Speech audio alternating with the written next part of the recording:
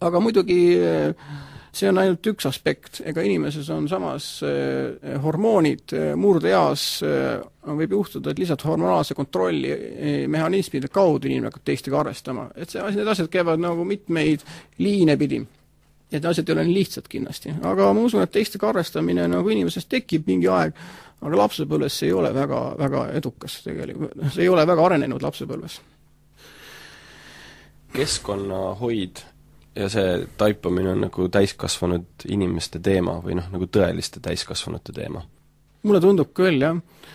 Kas tead, kuidas mina 14 aastat tegelesin keskkonnakaitsega või? Ega ma üksinda ei olnud, meil oli punt või bänd ja me näiteks tegime Tallinna Tseuloosi abrikule pommi ähvardusi. Ja mõtlesime, et me oleme nüüd maru kõvad mehed, et suudame nüüd sellisele suurele tugevale vastu hakata, kes siis on ühtlasi ka muidugi keskkonnasaastaja. Ja isegi meil õnnestus 2 autot ümber lükata, sest auto on ju ka väga keskkonnavaenulik asi. Muidugi me vaatasime, kes seal autos istuvad, et seal istuks keegi nõrk või vana inimene sees või et ei oleks üldse inimest sees. Et ega me siis nagu selles mõttes jälgisime, et meil oleks enne turvaline. Ja arvasime, oleme maru kõvad mehed. Aga praegu ma nagu arvan, et see ei ole nagu täiesti küps keskkonnakaitseline tegevus.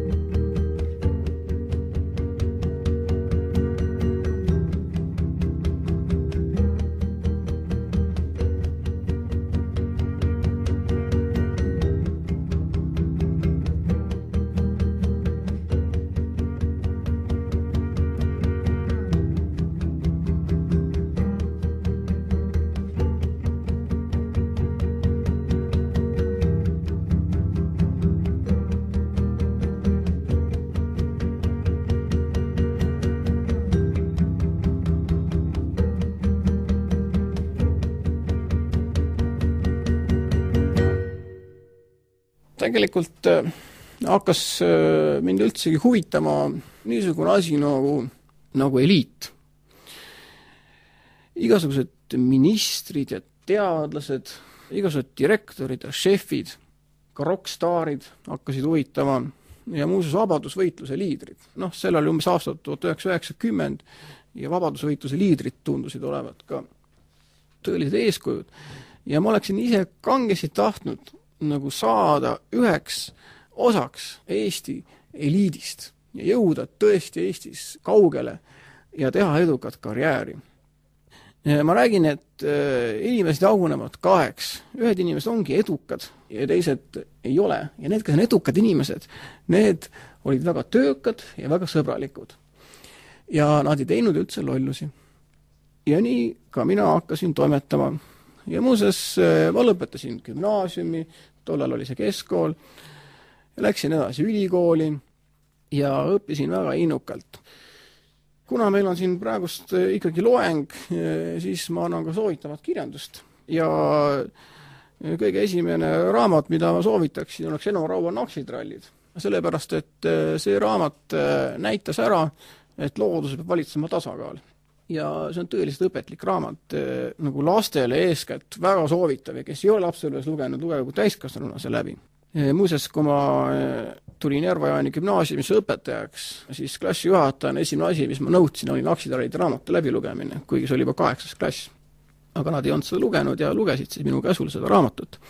Ja teine tähtis raamat ikkagi nii-öelda soovitava kirjanduse hulgast oleks ikkagi Tammsaare Tõde ja õigus.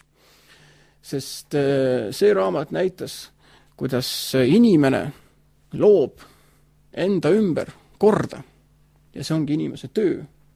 Ja niimoodi inimene kujundab loodust. Et looduses peavad asjad olema korras ja selleks tuleb teha tööd ja niimoodi inimene õigustab üldsegi oma elu. Ja 3. oluline raamat algajatele, keskkonnakaitsjatele võiks olla näiteks Carsoni Hääletu kevad. Seda raamatut soovitas mul lugeda Jaan Eilart ja ma olen talle siiamaani väga tänulik. See raamat räägib väga lihtsalt ja selgelt, millist kahju võib tekitada see, kui keskkonda mürgitada. Konkreetselt selles raamatus siis käsitletakse eeskätt sellise taimekaitsevahendi nagu DDT mõjusid lindudele, näidatakse, kuidas linnumunad, nende munade koored muutuvad õhukesteks ja linnud ei saa lihtsalt elusalt kooruda. Ja selle tulemusena nägi Carson siis niisugust tulevikku, kuidas linde ei ole ja ongi hääletu kevad. Ja ma usun, et see raamat mõjutas ka mind päris palju ja mul oli selge, et kui inimene peab valima endale mingi ameti ja selle siis selgeks õppima, siis minu ametiks peab saama looduse mees. Et saagu minust looduse mees ja kui koristaja asi on vaadata, et toad oleksid korras, kohtunik peab vaatama, et eksinud inimesed saaksid õiglase karistuse, siis minu asi oli siis vaadata, et loodusega asjad korras oleks, et kusagil metsal prügi vedeleks, et vees ei tohiks olla reostust, kõik niisugused asjad. Ja kaitsesin ka magistrikraadi hüdrobioloogias ja minu erialaks sai siis eutrofeerumise vastane võitlus, millega ma praegust tegelen. Ja eutrofeerumine lühidalt, see on siis see, kui veekogusse läheb liiga palju väetisaineid ja seetõttu veekogu kaldad kasvavad kinni ja vetikad ajavad selle veekogu haisema ja hapnik saab otsa ja kalad surevad ära. Umbes niisugune nähtus on eutrofeerumine ja selle vastu olen ma võidelnud viimased 10–15 aastat. Aga elus on ikka nii, et sellel õnnel on väga suur roll juhusel ja vedamisel. Ja minuga juhtus niisugune naljakas lugu. Kohtasin ühel seminaril siis Hans Asluik ja Rein Kilk, kes pidasid mind ekslikult kuistik navitrollaks. Ma lihtsalt navitrollaga niivõrd palju sarnanen ja nad tulid minuga lahket juttu ajama. Ja nad nägid minus niisugust andekat ja aktiivse elusuhtumisega noormeest, kellel oli maailmast niisugune lai ja aktiivne vaade, kes tahtis midagi muuta ja nii edasi. Ja nad kutsusid mu Tallinnasse. Nad ütlesid, et kuule, mis sa seal Tartus teed? Tule Tallinnasse. Kas tead, et Tallinnas on palju rohkem raha, kui on Tartus? Ja teiseks, sa ei kujuta ette, kui lollid on Tallinna inimesed. Kui kergesti saab neilt selle raha ära võtta. Ja veel nad seletasid, suur saladus, et Tallinna inimesed kuulavad väga tähelepanelikult Tartu inimesi, sest nad teavad, et Tartu inimesed on palju targemad ja saavad neile nõu anda. Ja just nõuannete eest nad hea meelega annavad oma raha ära. Et tule Tallinnasse ja hakka seal konsultandiks. Ja see kõik tundus nii ahvatlev ja nii ma täpselt tegingi. Ja tõepoolest, enne paistis see Tallinn, niisugune väga kahtlane koht. Seal olid ju venelased ja trammid ja kõik see Männiku karjäär, kõik sellised kohad, et ma kartsin enne Tallinnat. Ja ühel hetkel tundsin, et tõesti ei tohi karta. Tuleb julgelt Tallinnasse minna ja seal hakata ringi laiema. Ja heade soovitajate kaudu mul oligi siis võimalik see Tallinnas hakata ringi laiema ja nii see kõik läks. Mul ei ole kahjuks tõesti võimalik nendest Tallinna seiklustest väga pikalt rääkida.